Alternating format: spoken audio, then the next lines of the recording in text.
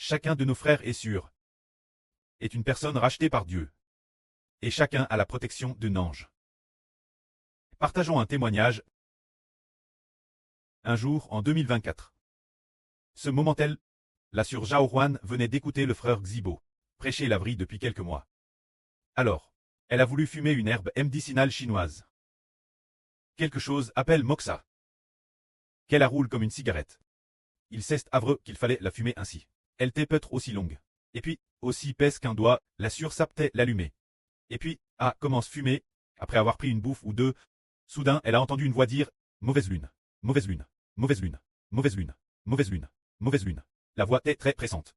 Puis une voix étresse forte a dit « Mauvaise lune, mauvaise lune, mauvaise lune ». Alors, elle a immédiatement jeté ce truc, ce moxa qui ressemblait à une cigarette. Elle l'a jeté, elle n'a plus jamais fumé. Mais qu'était cette voix? C'était la voix d'un ange.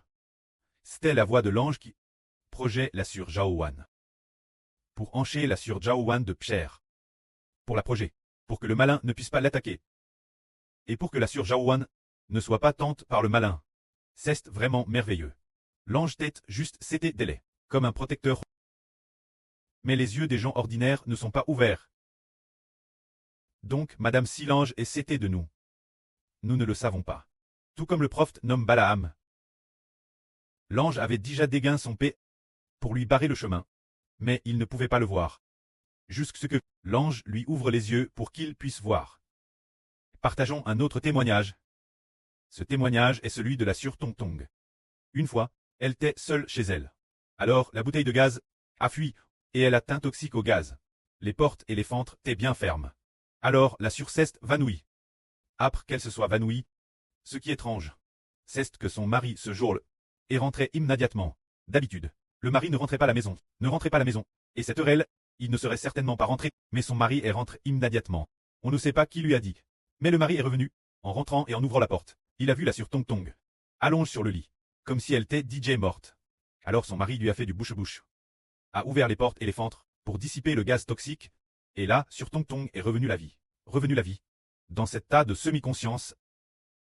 Alors qu'elle venait de reprendre conscience, et qu'elle était encore Thérèse faible, elle a vu l'ange dans les airs. Qui la regardait? L'ange vêtu de blanc. Alors, quand la sœur Tong Tong s'est contement réveille, elle a demandé son mari. Dit, quelqu'un est venu chez nous. Son mari a dit, non pas du tout, il n'y avait que moi. Alors la sœur Tong Tong a dit, j'ai vu quelqu'un dans les airs, vêtu de blanc qui me regardait. C'était cet ange, venu sauver la sœur Tong Tong. Alors pourquoi son mari est-il revenu immédiatement? C'est cet ange qui a poussé son mari revenir.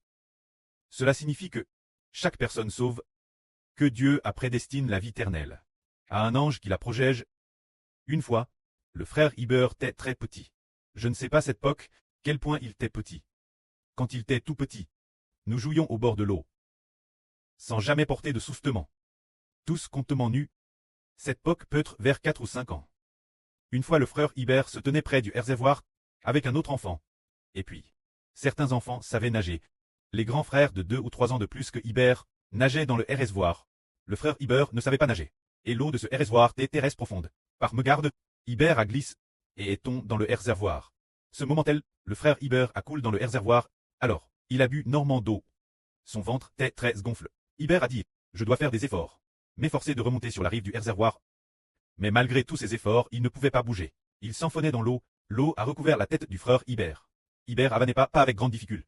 Incapable de faire le moindre mouvement. Plus tard, au moment où il s'est évanoui, soudain une main a attrapé le frère Iber.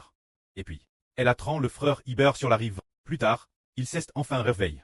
Et puis, il a vomi beaucoup d'eau. Son ventre était gonflé comme un ballon. On disait qu'il y avait un garçon qui n'avait que 2 ans de plus que le frère Iber. Il n'avait probablement que 6 ans. Lui non plus ne portait pas de pantalon. Tout nu. Sans sous-vêtements non plus. Cela prouve qu'il était très petit. Alors qui a aidé ce grand frère? Sauver Iber. Plus tard, la sœur Tong Tong a vu qu'il y avait une grande main dans le ciel, qui avait tiré le frère Iber hors de l'eau. Cette grande main, c'était peut-être la main d'un ange, ou peut-être la main du précleste ou du Seigneur. C'est de dire que nous tous qui sommes prédestinés très sauves, sommes protégés par des anges. Ce n'est que lorsque le pré a prédestiné notre sacrifice, que nous serons sacrifiés. Frères et sœurs, soyez forts et courageux. Amen.